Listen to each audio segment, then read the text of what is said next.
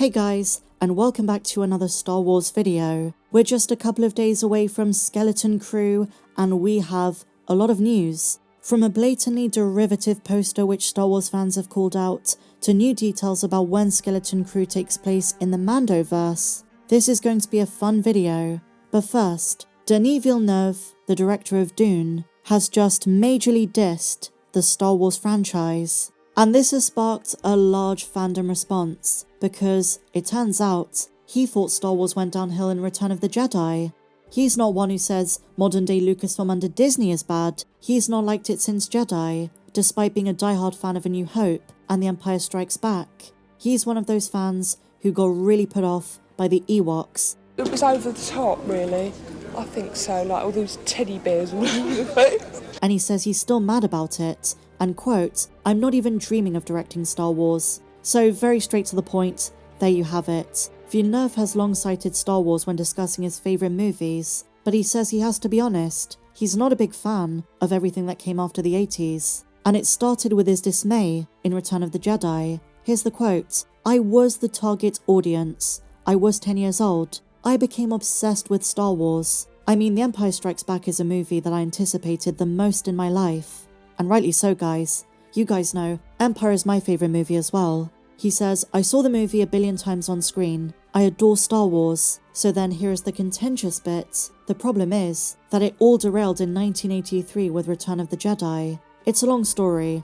I was 15 years old and my best friend and I wanted to take a cab and go to LA and talk to George Lucas. We were so angry. Still today, the ewoks. It turned out to be a comedy for kids. So he's one of those OG fans who didn't like episode 6. And while so many loved it, the redemption of Vader, Luke not giving in to the Emperor, not giving in to the dark side, others say the ewoks ruined it for them.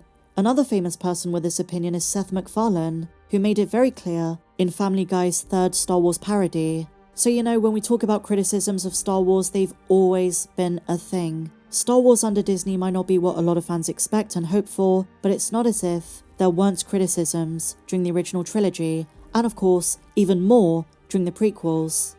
And so now, my dear friends, we move on to Skeleton Crew, the main subject of today's news update. You know, whether it's Kathleen Kennedy, John Watts, Chris Ford, every creative who has anything to do with this show has been saying how Amblin, how 80s it feels. But have they gone a bit too far? Is it getting a bit too on the nose? The latest poster for the show is extraordinarily reminiscent of 1982's E.T. the Extraterrestrial, which is one of my favourite movies from the 80s. We were talking about Memberberries just 2 days ago. I'm hoping the show can replicate the innocent, magical 1980s vibe. And I have to wonder, is this not so subtle nod to E.T. linked to the fact E.T. was Kathleen Kennedy's first film as a producer? With even more rumours of her exit coming in Q2 of this coming year, is Skeleton Crew one of the last Star Wars TV shows she'll be executive producing?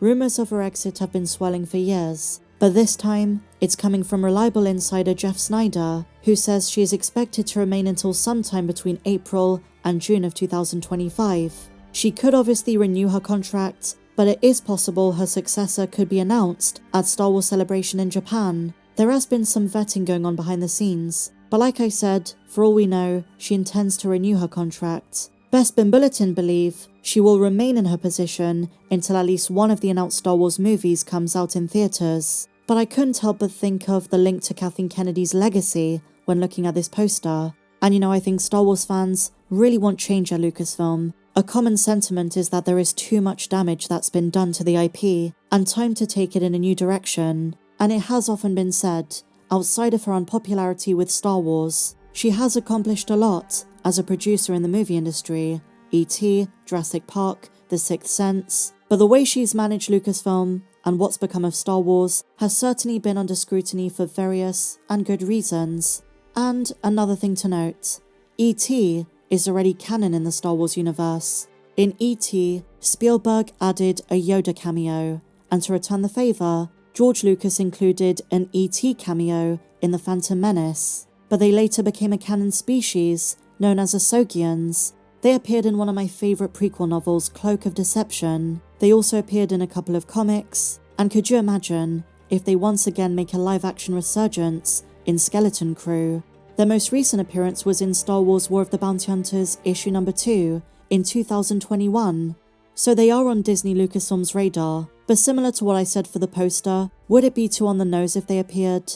And here's another fun fact before we move on. E.T. the Book of the Green Planet, a sequel to the movie, reveals that E.T. species comes from Brodo Asogi, which is now the Star Wars canon name of the planet of the Asogians. And Skeleton Crew creatives have mentioned Spielberg had a strong influence on the design of Skeleton Crew.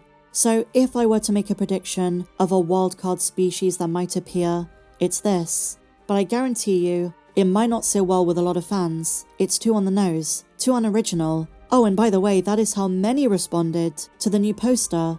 This comment in particular gave me a good chuckle. OMG, I remember. Do you remember? So over the last 48 hours, Lucasfilm has been doing a lot of marketing for this show, and they've really tried to set the tone and set expectations. And one thing that really stood out to me is the showrunner saying, don't expect any insane cameos. I'm not expecting them. It would be great to see the likes of Hondo or Mars or some other characters who would fit in, but the story isn't really one we expect too many familiar faces. But the way this comment has been received is rather interesting. Too many are taking it at face value. Guys, if there were cameos, they're not going to tell us. Leslie Headland literally laughed when one reporter asked if we're going to see Yoda in The Acolyte. She said, could you imagine if they allowed us to use Yoda? And lo and behold, he made an appearance. A very brief one, but he was there.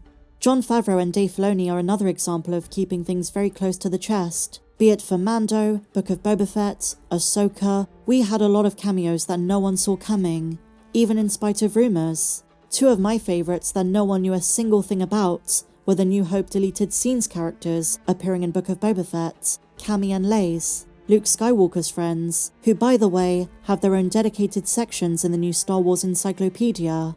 So I really wouldn't take this comment seriously from Chris Ford. And on the other hand, another new comment comes from Jude Law, who says despite this being more of a kid-friendly show, it still has high stakes. And he says, quote, life and death mean life and death, but you still have the innocence. Is he suggesting one or two characters might die in the show? And another fascinating tidbit, which fans have latched onto, comes from Den of Geek, where Chris Ford says, Jude Law's character could totally be an Andor. Jod Nawood would fit right into the scope of the Andor show. I don't think he literally means we're going to see Jod in Andor's second season, but it's more to do with the kind of character he is. Secretive, like someone such as Luthen, a smuggler, someone whose intentions we don't fully know. He's complex. And given how amazing Jude Law is as an actor, I'm British, I have to be a fan of him. I expect a very good performance. And one of my favourite new teasers is that apparently the first couple of episodes feel like they're right from the tales from Mos Eisley Cantina, one of my favourite expanded universe anthology collections. I understand I'm probably more excited for this show than most people are, but look, after the year we've had, it's just exciting to get something different, something that feels so low risk, something that's poised to be more fun and unique.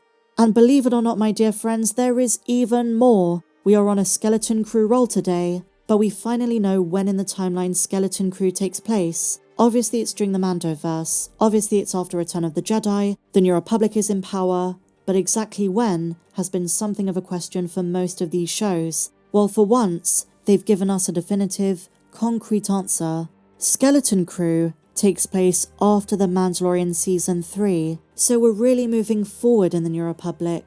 And the reason we know this is because they say Thane was originally supposed to die in Mando, so this is after Gorian Shard's death, this is after Mandalore's established, this is where Thane survives, regroups with other pirates, there are going to be some bounty hunters at play, Mando and Grogu are back on Nevarro, preparing to work with the Delphi Squadron. That is when this takes place. And so going back to the poster, you see, I brought things full circle. Just like in the trailer and the TV spots, we see some New Republic X-Wings, and people want to know, if the parents of the children go to the New Republic for help, who do they send? Is it Carson Teva? I would be over the moon for more of him. Could it be Lieutenant Reed? Is it a Delphi Squadron? And if so, is that what Jon Favreau was talking about all the way back in 2023, when he said there is some connectivity between this show and what's coming afterwards, presumably in The Mandalorian and Grogu. I want to know which members of the New Republic we're either going to meet again or be introduced to for the first time.